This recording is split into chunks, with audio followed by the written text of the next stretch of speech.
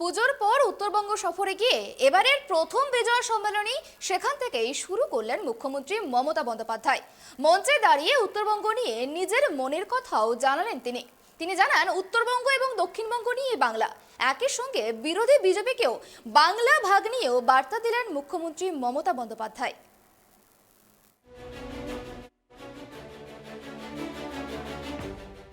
Nano কারখানা গড়ার জন্য সিঙ্গুরের চাষির জমি টাটাদের দিয়েছিলেন তৎকালীন মুখ্যমন্ত্রী বুদ্ধদেব ভট্টাচার্য। তৃণমূলের জোরালো দাবি ছিল চাষের জমিতে শিল্প করা যাবে না। তৃণমূলের এই নাছোড়বান্ধা দাবিতে শেষ পর্যন্ত সিঙ্গুরের মাটি ছাড়তে বাধ্য হয় টাটা গোষ্ঠী। বাংলার রাজনীতিতে সিঙ্গুর আন্দোলন মাইল ফলক হয়ে রয়েছে। অনিচ্ছুক কৃষকদের জমি ফেরতের দাবিতে তৃণমূল নেত্রী মমতা বন্দ্যোপাধ্যায়ের আন্দোলন বাংলার গণ্ডি পেরিয়ে সারা দেশে আলোড়ন ফেলে দিয়েছিল। টানা ২৬ দিন অনশন করেছিলেন মমতা বন্দ্যোপাধ্যায়। সিঙ্গুর আন্দোলনে ভর করেই ২০১১ সালে রাজ্যে ক্ষমতায় এসেছে তৃণমূল কংগ্রেস। সিঙ্গুর থেকে টাটাদের চলে যাওয়ার পেছনে তৃণমূলকেই দায়ী করে সিপিএম ও বিরোধীরা। তাদের বক্তব্য, টাটাদের চলে যাওয়াতে বাংলার ভাবমূর্তি ক্ষুণ্ণ হয়েছে, তাই শিল্পপতিরা এ রাজ্যে আসতে চাইছেন না। বিরোধীদের সেই দাবিকে পাল্টা নিশানা করলেন মুখ্যমন্ত্রী মমতা বন্দ্যোপাধ্যায়। তার কথায়, আমি টাটাকে তাড়াইনি, সিপিএম তাড়িয়েছে। ওরা জোর করে জমি নিতে গিয়েছিল, আমরা ফিরিয়েছি। উত্তরবঙ্গ থেকে এদিন মুখ্যমন্ত্রী বলেন, ট্যুরিজম এমনভাবে করুন যাতে বিশ্বের মধ্যে প্রথম স্থান পায় বাংলার পর্যটন শিল্প। কোনো ভাগাভাগি এবং প্ররোচনায় পা দেবেন না, একসঙ্গে থাকুন, কোনো ভঙ্গটঙ্গ নয়, আমরা চাই সঙ্গ। এদিন বিজয়া সম্মেলনীতে উত্তরবঙ্গের শিল্পপতিদের আমন্ত্রণ জানানো হয়েছিল। তাদের উদ্দেশ্যে মমতা বন্দ্যোপাধ্যায় বলেন, তারা চাইলে বিজিবিএস এর মতো উত্তরবঙ্গেও বাণিজ্য সম্মেলন করতে প্রস্তুত রাজ্য সরকার। কেউ কেউ বাজে কথা বলে বেড়াচ্ছে, আমি টাটাকে তাড়িয়ে দিয়েছি, টাটা চাকরি দিচ্ছে। আরে টাটাকে আমি তাড়াইনি, সিপিএম তাড়িয়েছে। আমি পলিটিক্যাল কথা এখানে বলতে চাই না। আপনারা লোকের জমি জোর করে দখল করতে গেছিলেন, আমরা জমি ফেরত দিয়েছি। জায়গার তো অভাব নেই, আমি জোর করে কেন জমি নেবো? আমরা এত প্রজেক্ট করেছি, কই জোর করে তো জমি আমরা নিইনি।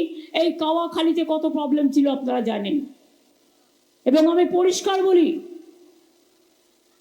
আমাদের এখানে যত ইন্ডাস্ট্রিয়ালিস্ট আছে, নো ডিসক্রিমিনেশন উইথ এনি আদার।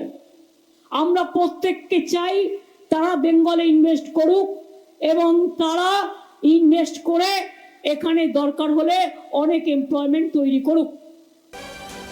উত্তরবঙ্গে প্রায় ৬,৫০০ দুর্গাপুজোর ক্লাবকে এদিন বিজয়া সম্মেলনীতে আমন্ত্রণ জানানো হয়েছিল। শিল্পপতি, পুজো উদ্যোক্তারা ছাড়াও উত্তরবঙ্গের একাধিক মন্ত্রী, বিধায়ক এদিন শিলিগুড়ির বিজয়া সম্মেলনীতে উপস্থিত ছিলেন। মুখ্যমন্ত্রীর বিজয়া সম্মেলনীতে ছিলেন বিশিষ্ট শিল্পপতি, রায়গঞ্জের বিধায়ক তথা বিধানসভার পাবলিক অ্যাকাউন্ট কমিটির চেয়ারম্যান কৃষ্ণ কল্যাণীও। ক্যামেরায় সূর্যশঙ্কর অধিকারীর সঙ্গে দেবযানী সরকারের রিপোর্ট, ট্রাইব টিভি, শিলিগুড়ি।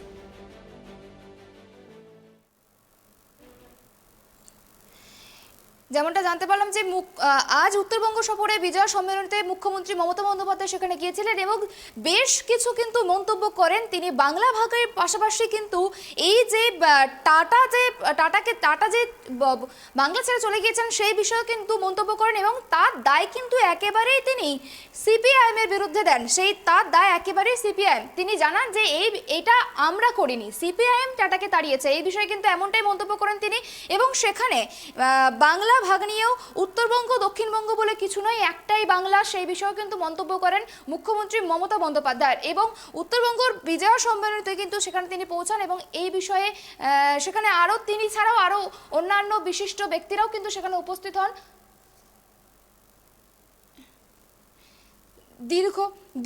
দীর্ঘ 14 বছর পর এই যে কাটা ঘায়ে যে নুনের ছিটে দিল মমতা বন্দ্যোপাধ্যায় টাটার বিষয়ে। এই যে একাধারে টেট উত্তীর্ণ চাকরি প্রার্থীরা বিক্ষোভ করছেন, অন্যদিকে টাটাকে তাড়িয়ে দেওয়া হয়েছে সেই বিষয়ে মন্তব্য করছেন।